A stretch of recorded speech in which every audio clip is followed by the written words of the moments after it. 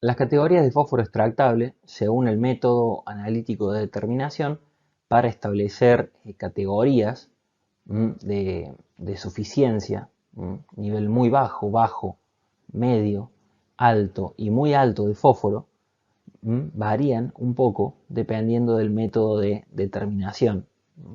Aunque fíjense que en general comparten tienen cierto solapamiento.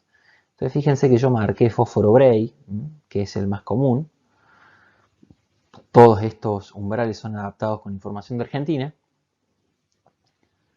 Y fíjense que por arriba de 20 partes por millón tengo un nivel alto de fósforo, entonces es muy baja la probabilidad de respuesta a la fertilización acá. Y por debajo de 14 ppm, el nivel es bajo o muy bajo, y la probabilidad, la probabilidad de respuesta a la fertilización es entonces alta. Por ahí lo que pasa es acá, que pasa entre 14 y 20. Bueno, va a depender un poco del umbral crítico del cultivo y va a depender un poco también, eso es algo que por ahí no se nombra tanto, pero que nosotros cuando obtenemos un nivel de fósforo tenemos una incerteza, entonces depende de dos cosas. La incerteza que tenemos nosotros al determinar el fósforo en el campo y la incerteza que tiene el umbral crítico de nuestro cultivo para suelos con nuestra textura. Entonces, bueno, ahí estamos en un gris, entonces lo que tendríamos que ver es la probabilidad de respuesta a la fertilización y en general, si tengo una probabilidad de respuesta, tendría que fertilizar. Es decir, si estamos por abajo de 20 ppm, empiezo a tener respuesta a la fertilización, ¿sí?, en los cultivos. Hay una diapo siguiente en la que vamos a ver un poco cuáles son los umbrales dependiendo de cada cultivo. ¿Sí? Esto es una cuestión general para saber cuál es el nivel de provisión de fósforo en el suelo. Entonces, acá podemos ver dos curvas que son fundamentales para nosotros, las dos curvas que vamos a ver siempre, al momento de decidir si fertilizar o no fertilizar. Entonces, tenemos el rendimiento relativo del cultivo con un máximo de 100% respecto al fósforo Bray, fósforo extractable medido por Bray. En este caso es Bray 1. Entonces fíjense que tenemos un umbral crítico de cerca de 16 o 17 ppm y tenemos un rango crítico, es decir, lo que nos muestra eso es la incerteza que tuvimos al medir el umbral crítico. El umbral crítico es de 17,3 ppm y eso va desde 15,2 a 19,6 con un 90% de confianza, de confidencia. Entonces,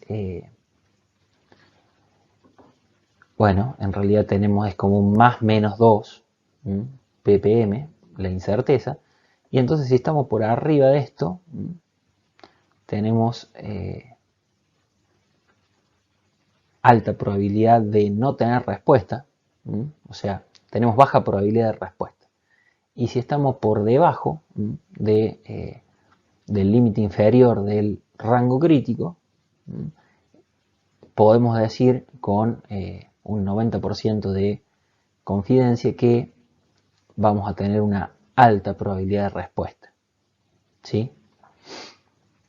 Entonces, bueno, esto sigue siendo lo mismo.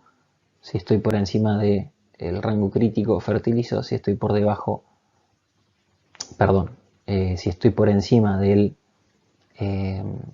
rango crítico, no fertilizo. Si estoy por debajo del rango crítico, fertilizo.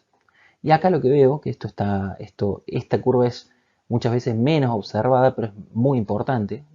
Diría que agronómicamente es importantísima. ¿Por qué? Porque lo que nos dice es cuál es la eficiencia marginal, o también llamada eficiencia agronómica, del fósforo. Es decir, cuántos kilogramos del cultivo, en este caso de trigo, obtengo por cada kilogramo de fósforo. Entonces fíjense que dependiendo de la cantidad de fósforo Bray, es la respuesta que yo obtengo. En realidad, esta curva se obtiene a partir de esta,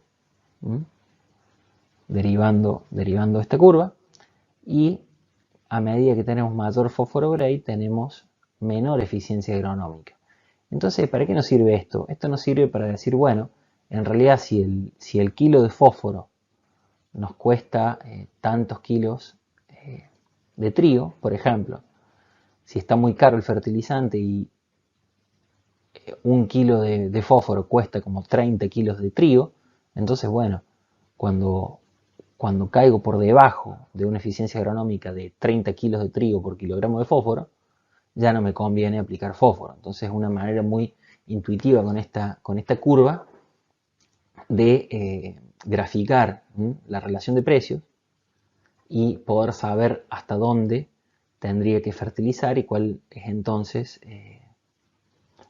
mi, mi punto crítico tomando en cuenta la parte económica de relación de precios. ¿Sí? Esto es muy interesante y es dar un pasito más a partir del umbral crítico, tomando en cuenta un poco los precios.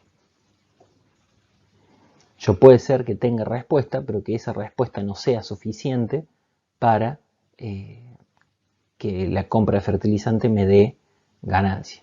Y esto puede pasar en fósforo, de hecho ocurre muchas veces. Bueno, eh, siguiendo con los umbrales críticos, según los cultivos en este caso, lo que, lo que quiero hacer hincapié con esta figura es cómo varían los umbrales críticos y qué cultivos son más exigentes y cuáles menos, como para rememorar un poco. Entonces fijémonos que la alfalfa, muy conocida, tiene un mayor umbral crítico, es decir, necesito tener un mayor contenido de fósforo Bray para alcanzar el 90% de rendimiento relativo. Por otro lado, el trigo es el que sigue, también un verde de invierno conocido por ser exigente, está cerca de las 18 partes por millón de fósforo Bray de umbral crítico. Después tenemos maíz, que puede ser un poco menos, puede estar en las 16 partes o 15 partes. Cuando digo partes me refiero a ppm de fósforo Bray. Y por último, la menos exigente de todas es la soja, que está alrededor de 10 partes por millón el umbral crítico. Lo que tenemos acá es algo bastante bueno, que si tomamos por encima de las 25 ppm no voy a tener respuesta a la fertilización, y por debajo de las 10 ppm voy a tener seguro respuesta a la fertilización.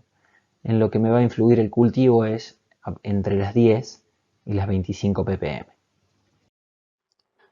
Aunque no es usualmente tan nombrado, sabemos que la textura afecta la manera en que el fósforo se absorbe y afecta la partición, y bueno, y también afecta las curvas que relacionan rendimiento relativo con fósforo Bray. Entonces, si nos fijamos, eh, las curvas de textura gruesa se sitúan por debajo y las curvas de textura fina se sitúan por arriba. ¿Eso qué quiere decir? Que necesito, que llego antes a un mayor rendimiento relativo en suelos de textura fina. ¿Por qué? Porque los suelos de textura fina, de algún modo, en su partición entre fase líquida y fase sólida, están más tirados hacia la fase sólida. Cuando decimos eso, decimos, si yo pongo 10 iones fosfato, se van a ir más cantidad a quedarse absorbidos. En cambio, en un suelo arenoso, se va a inclinar más hacia la solución. Entonces necesito tener un poquito más de fósforo Bray en un suelo arenoso para alcanzar el mismo rendimiento relativo. Bueno, eso como para tenerlo en cuenta, que uno podría corregir un poquito. Todo esto, por supuesto, tengo que ver lo que tengo de disponibilidad en mi zona, ¿sí? O en mi gran zona climática, llamémosle pampa arenosa, pampa ondulada, pampa, la región pampeana norte, o bueno, dependiendo de la zona geográfica de cada uno, ¿sí? Hay que ver lo que cada uno tiene disponible, estas curvas no hay tantas realizadas, pero bueno, ya teniendo una curva de, digamos, en general son bastante robustas, entonces uno toma los umbrales críticos por cultivo, ya están bastante tabulados, ¿sí? Y en realidad lo que usa después es, una vez que yo sé si fertilizar o no, a lo que voy es a cuánto debo fertilizar, que esa es la etapa de calibración, ¿sí? Esta es la primera etapa, que es la etapa de correlación, y acá con tener un buen umbral crítico para mi cultivo ya estaría muy bien. De hecho es lo que hago, uso el umbral crítico para mi cultivo y lo comparo con el fósforo extractable. Teniendo en cuenta la diversidad de producción que tenemos en nuestras regiones y bueno, en Córdoba Norte, en regiones marginales y demás, quería incluirles también la relación entre, no solo entre rendimiento de grano, sino también relaciones entre contenido de fósforo extractable y producción de biomasa. Entonces fíjense en esta figura, que es una figura para pastura, como a medida que incrementamos el fósforo extractable esto es en carbonato de sodio, en carbonato de sodio, cuando tenemos 8 ppm tenemos menos de 2000 kilos de materia seca, y si nos vamos a 16 ppm obtuvimos 8000. Acá por supuesto tiene una gran respuesta a la aplicación de fósforo. ¿Por qué? Porque estoy en un rango justo siempre por abajo del umbral crítico normal que conocemos de los cultivos, y bueno, pareciera ser que nos faltaría un poquito más de curva, pero probablemente acá arriba de 16 se empiece a avanzar, se empiece a aplanar la curva y llegue a un plató, donde estaría nuestro umbral crítico, donde dejaríamos de tener respuesta. Entonces, siempre que estuviéramos, sería aún mejor tener la curva completa para poder establecer el umbral crítico y decir por debajo del umbral crítico fertilizo, por encima no. Eso es lo que haría alguien si va a establecer un manejo acá. Bueno, entonces, una vez que uno decidió fertilizar con fósforo, lo que tiene que tener es una segunda etapa, que es una etapa de calibración, donde lo que va a asociar es, yo voy a tener una cierta cantidad de fósforo inicial, es decir, fósforo Bray inicial, y mientras menos fósforo Bray tengo que aplicar mayor cantidad de kilos de fósforo para obtener la respuesta, ¿sí? Y entonces se van construyendo así curvas donde tengo el rendimiento en función de la aplicación, y puedo tener una curva, esta más baja, para un suelo que tiene más ppm de fósforo Bray, y una curva de mayor respuesta en un suelo menos provisto de fósforo Bray, ¿sí? Acá es interesante discutir el tema del rendimiento. Para nitrógeno siempre tenemos en cuenta el rendimiento a la hora de determinar la cantidad de fertilizante nitrogenado. En cambio acá, digamos, la expectativa de rinde o el rinde va a estar relacionado con una planta más grande. Un mayor rinde, una planta más grande con mayor crecimiento radicular. Entonces el mayor crecimiento radicular compensa la mayor necesidad de fósforo. Entonces, por eso es que no se utiliza el rendimiento objetivo como un parámetro para saber cuánto fertilizar para obtener una respuesta. Eso es muy importante.